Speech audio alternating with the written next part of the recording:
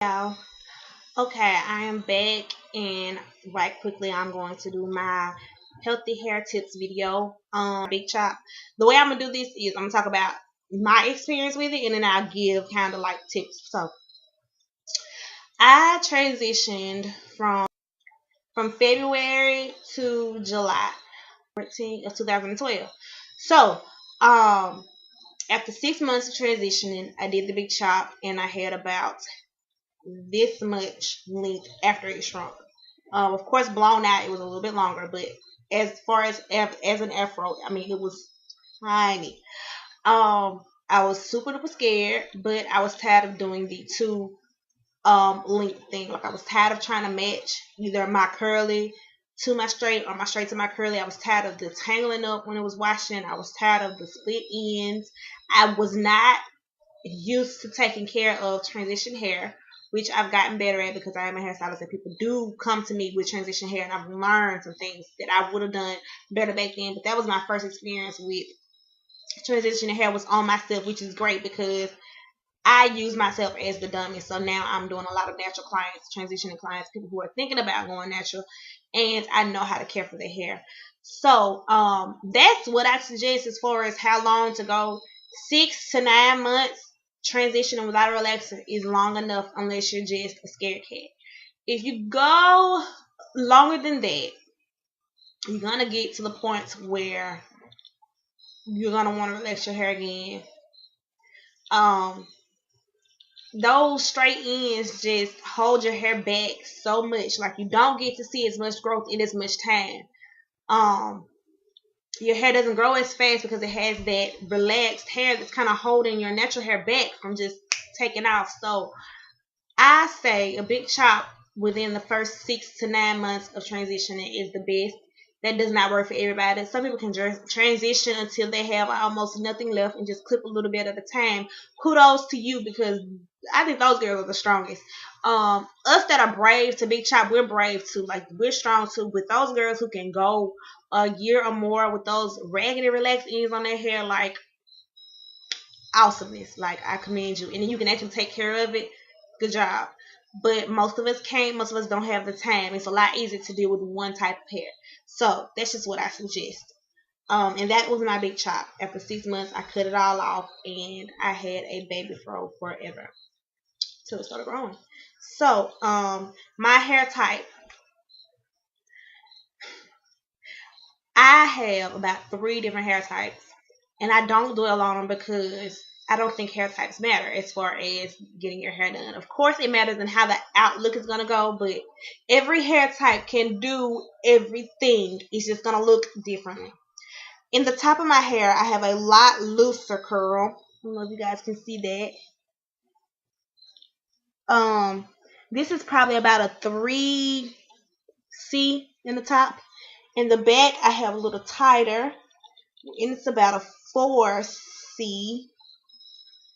And the middle and the side is probably like a 4B. I have tightly curled hair, but it's so soft.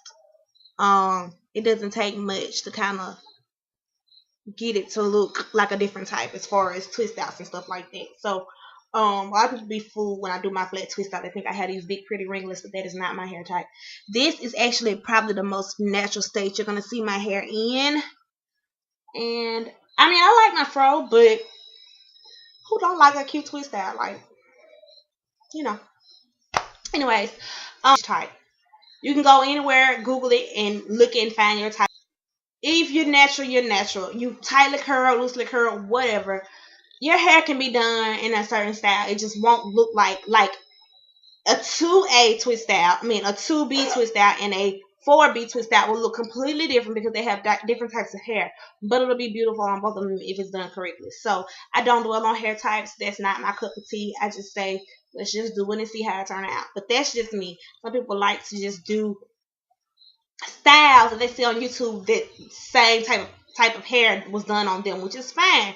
But even with that type of hair, nobody hair is genetically the same. Like you're not gonna get the same outcome. Me and my daughter's hair is not even the same, and she is on my own flesh and blood. Like our hair is different. So just try some things out, learn your hair for yourself, and stop trying to go so by the book because by the book will leave you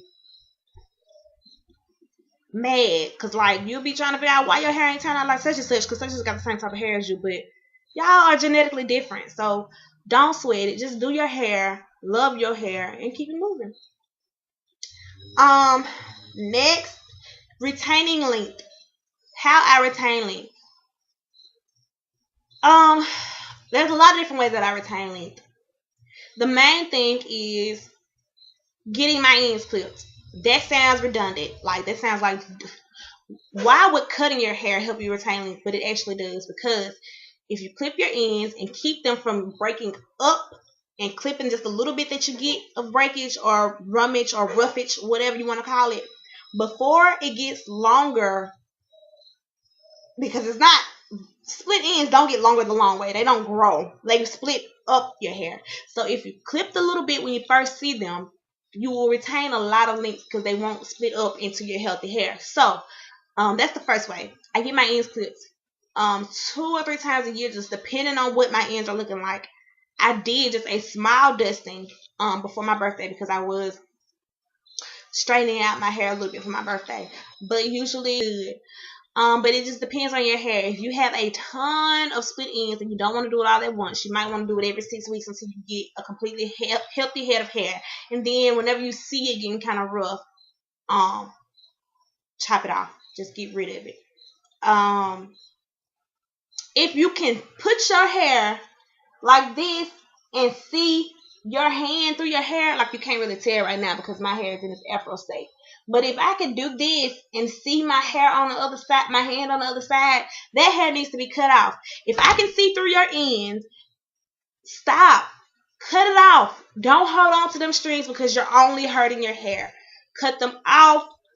Be mad, be sad for a few weeks until you start growing back. But I promise you, it is well worth it. Cut it off and get healthier hair. Healthy, short hair is always better than long, raggedy, jacked up hair. Like, who wants see-through, limp, tiny, thin hair on their head? Not I. Oh, another way that I retain length. I'm sorry. Another way that I retain length is when we have all those harsh winds, the cold, nippy, dry wind that'll tear your ends up, I do protective styles.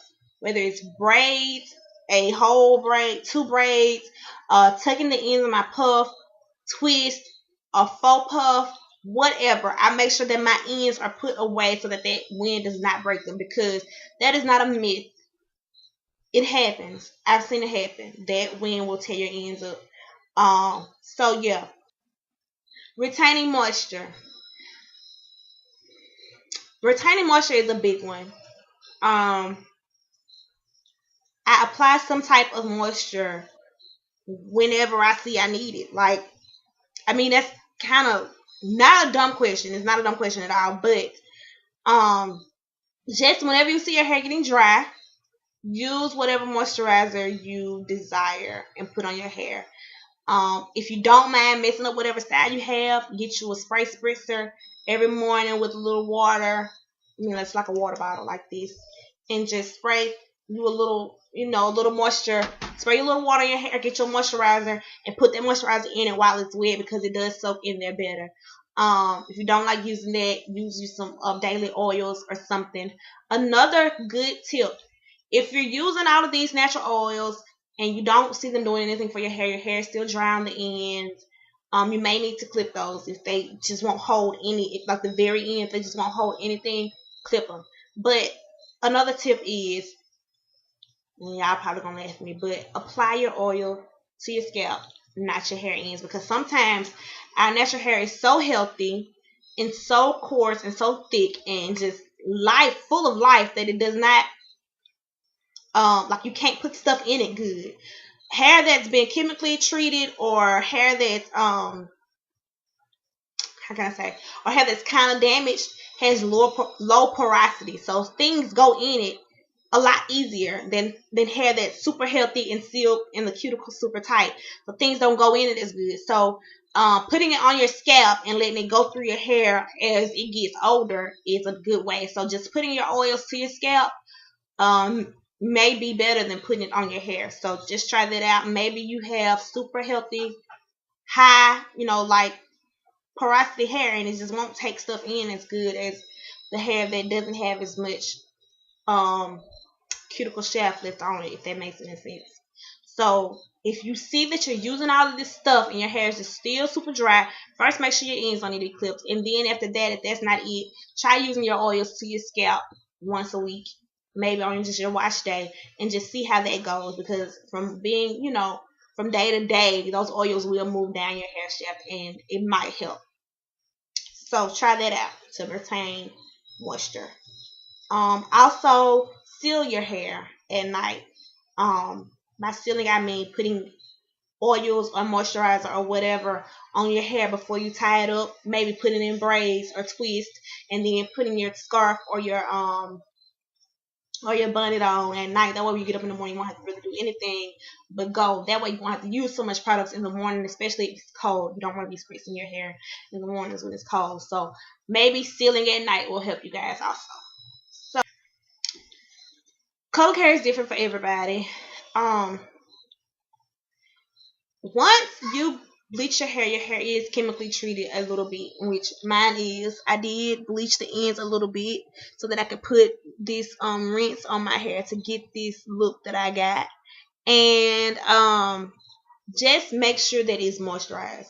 Keeping moisture on it, keep your ends clipped will help your color care a lot. You don't necessarily have to use a color care shampoo. I don't, because I like for my color to fade a little bit, because when I put it on, it's actually a lot darker than it looks than it is now. This is after several shampoos. But if you want to keep that look, you don't want to just wash it out so much, get you some color care shampoo and make sure that you're deep conditioning at least once a month to keep your hair healthy, especially if you have did any kind of chemical to it. Any kind of chemical. Color is chemical. Even those that are ammonia free, it is still some type of chemical. So make sure that you take care of your hair, whether it's a rinse that you use, whether you got highlighters, whether you just bleached out your ends and put a rinse on top like I did, or whether you did a one process color and you just coloring it out black. Make sure that your hair is full of moisture so that it is taken care of and it does not get lifeless after that chemical process. Next, heat usage. I use heat on my hair about twice a year. That's it. I hardly ever blow dry and flat iron my hair just because my hair is soft and I am terrified of losing my curl pattern. I've seen it happen too many times. So I say that's up to you. If you are willing to risk losing your curls and your kinks for a little bounce and swing, then go ahead. But make sure that you are deep conditioning before you blow it out. Make sure you're using a heat protectant. Make sure that the level of heat on your flat iron is good for your hair. If you see a ton of smoke, if you hear crackling and popping, if your hair goes bone straight the first time you pass with that flat iron, put it down. Go wash your hair. Cut the madness out, because you can get heat damage just like you can from a relaxer. You can flat iron your hair so much that it is straight because you've broken down that cuticle with heat. It's the same difference. You might as well go and relax your hair if you want bone straight hair every day of the week. If you are flat ironing your hair more than 6 times a year, then I have a question for you. Why are you natural? Like, you don't like your natural curls, clearly. Why are you natural? Like, I just want to know. Comment below and tell me why y'all natural if you are wearing your hair straight 90% of the time. Because I don't get it. Anyways, I don't mean to offend nobody. This is my opinion. This is how I feel. Like, I like my curls and my coils. And when I feel like I want to be straight 90% of the time, I will go get me a relaxer. And do me some bad 2 knots when I feel like I want to pretend to be natural. Okay? Okay. Products. The number one question that I hate is, so what do you recommend to use on my hair? Oh my God. Oh my God, I hate that question. And it's a good question. It's a good question. No question is stupid, but I just hate getting that question because everybody's hair is different. The stuff that I use on my hair might not work for your hair. The stuff that I use on Sally hair might not work for Kim. The stuff I use on Kim ain't gonna work for Tanya. So get your coins together and go buy you some products. If they do not work, if they don't work for your hair, throw them away, give them away, or mix it with something else you got to see if that'll make it work. It takes a lot of trial and error to find products that work for your hair. It takes a lot of money. And I know that sucks, but it does. If you want to find good products. Um, don't just hop on every new product because your friend is using it. Don't just go buy the next hottest thing that you see on the app because it smells good. That's me. I'm that girl. I won't lie. I'm that girl. If something smells good, I'm like, ooh, it smells good. I wonder how it work. But a lot of times it just smells good. Like, get to looking into ingredients. Google stuff, Google products, YouTube products on how they work on people's hair. That's where you can use hair type stuff in. Google products that are used on certain hair types. Look what girls say. Look at reviews. If a product has 1,000,001 bad reviews, don't go buy it. If it has a bunch of good reviews, try it out and see how it works for you. Usually, things that get good reviews from one person works good for another person. It might not work the same way. You might have to use it with doing a different method, but it might work for you. So YouTube, Google, research, read the ingredients. Like, I cannot give you a list of products that you need or you must have. I can give you generically like you must have a such and such, or get you a moisturizer, get you a shampoo. But that's, you know that you need a shampoo. You know you need a moisturizer. That's redundant. So trial and error, girls. I'm sorry, trial and error.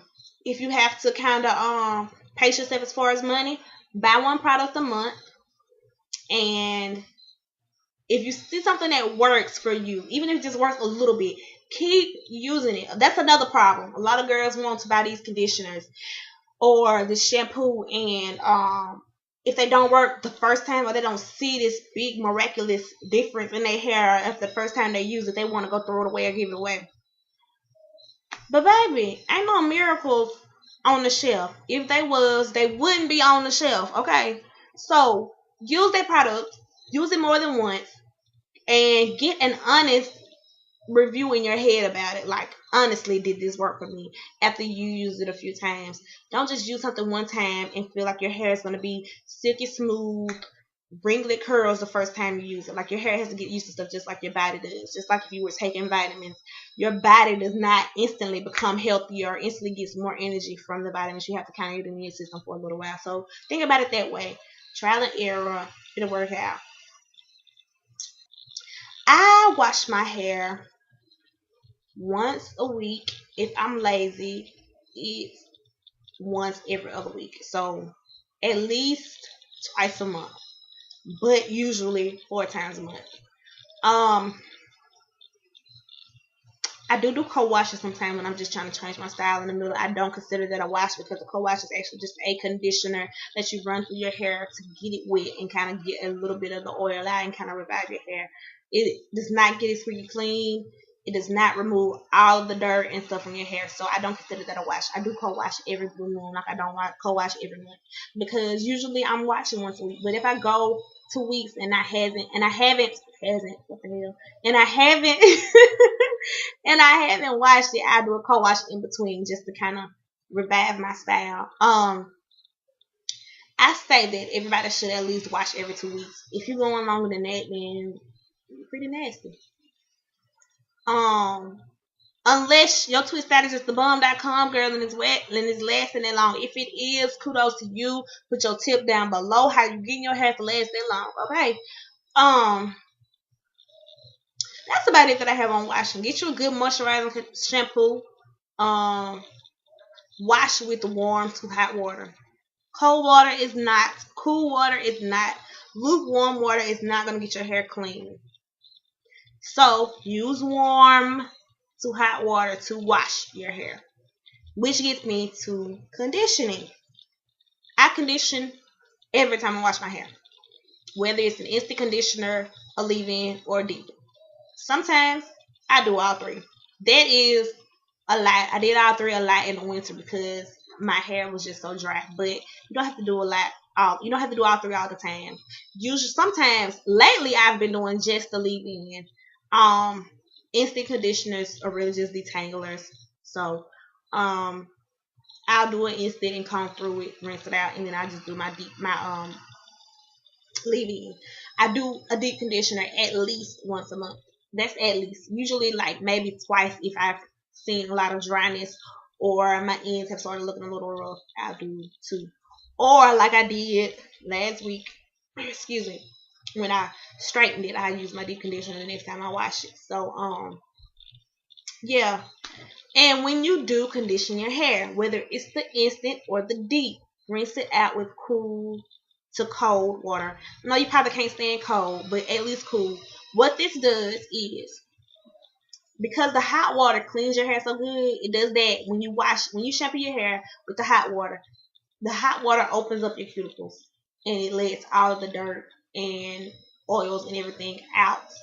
When you condition it, you want that conditioner and those good oils, and that good conditioner, and that good moisture you done paid all this money for, of this little bit of jar of stuff, to stay in your hair.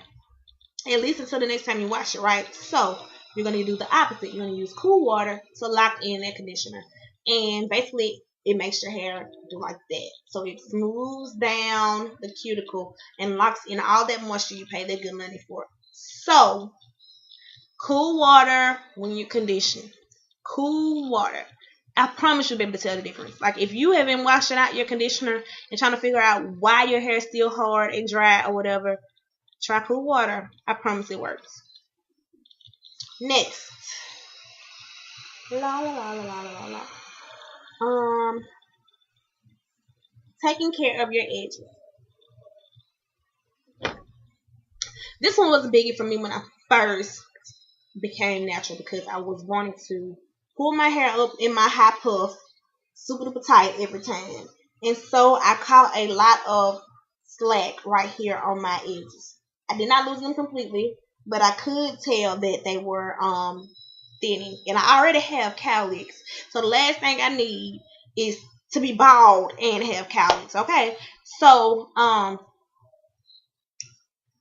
let me just show you. When using your little scrunchy things, sorry, these little things like this, these are ones that I got from Dollar Tree that are really, really stretchy. But I have some thicker ones that are not as stretchy. And what you should do to get those stretched out really, really good so that it doesn't be tight on your head and give you a headache, wet them and put them around something big, like maybe a 2 liter Coke or a gallon of something or a big box or something to stretch them out. And then it won't be so tight on your head. And that'll help from pulling your hair back too tight. Try not to wear your hair back, pull back every day of the week. I love my puff. Everybody know I love my puff, but every now and then you have to do something that releases your edges so that they can breathe. Massage oil in them every now and then to get your blood rushing to those spots. To get it running to those spots so that you can get some life back into them as far as hair. Try to use less alcohol-based products around your edges, which is why I love edge control.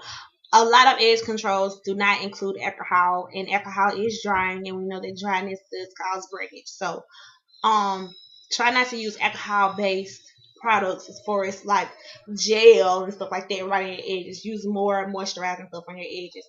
Tie your hair up at night, and you should have healthy edges. It's pretty simple. Less stress on them.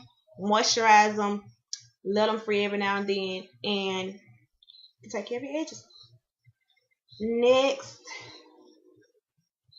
must-haves. I'm not gonna do must-have products, but I will do must-have tools. I've already talked about my water bottle. Everybody does not need these.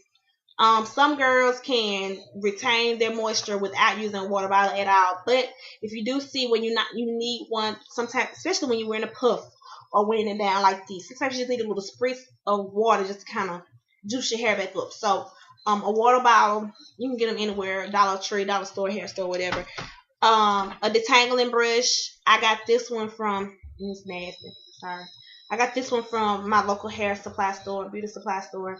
I love it because this one detangles, but it springs my color back, color, my curls back in. So I love this one. A detangling comb. These can be, and it's nasty too. Sorry. These can be your worst enemy or your best friend. Make sure that you're using these properly. This should not go here and then down, because you're going to hear a whole bunch of crunching and cracking and you're pulling your hair out. So don't do that. These should start at the ends of your hair in small sections and comb upward to get all your tangles out. Okay?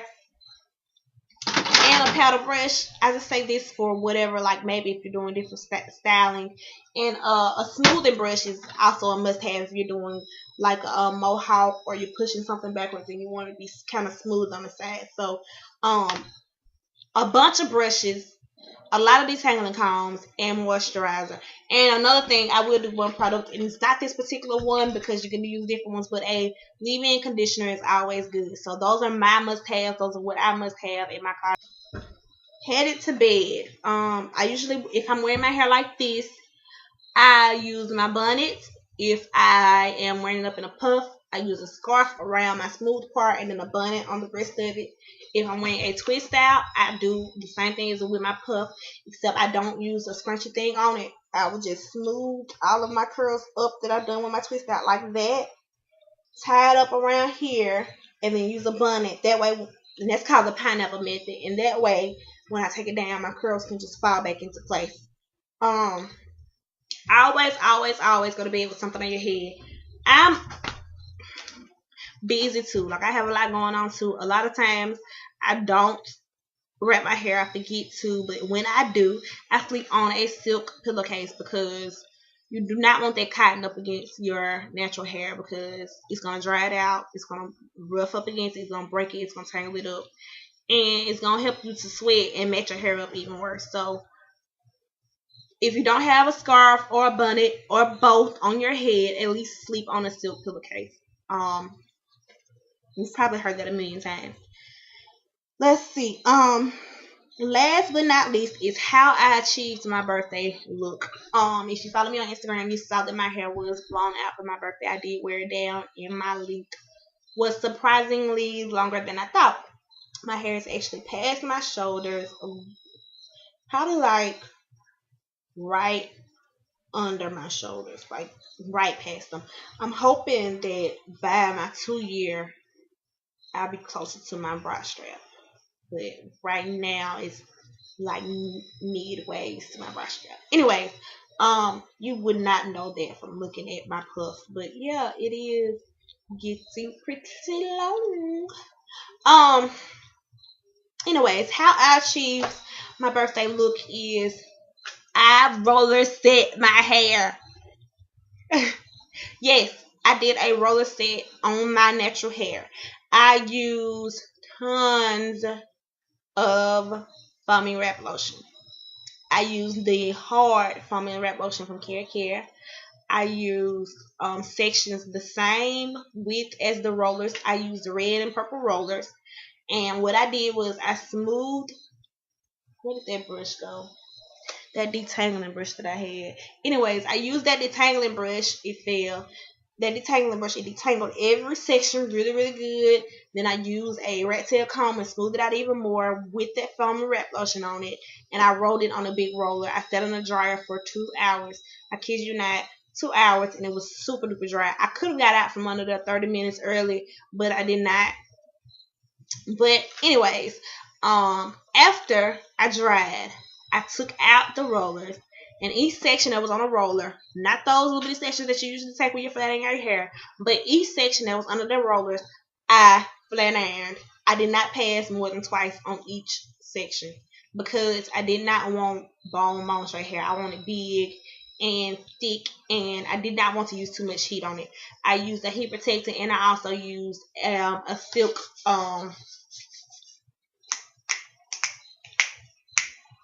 dang, what do you call it? Serum, a silk serum by Chi. I use the Chi heat protectant and the silk serum by Chi along with that foam and wrap lotion.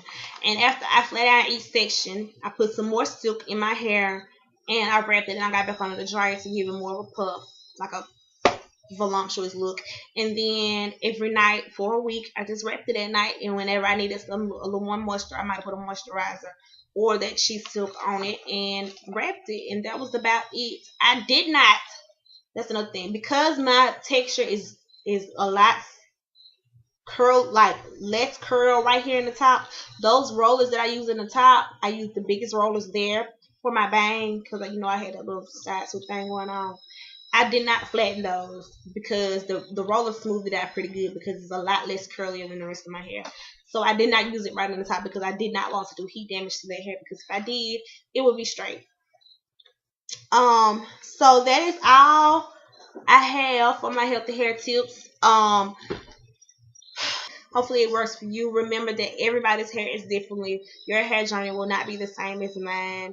Um, but make sure that you are living and caring for your hair. A lot of people do not realize how much work natural hair is, but it is a lot of work, but it is well worth it. I enjoyed talking to you guys about healthy hair. We will be doing this again. I will be doing a tutorial on my hair. I promise. I wanted to get my lighting better, but it don't look like I'm gonna do that anytime soon. So y'all just have to figure it out with me, okay? Okay. Bye bye.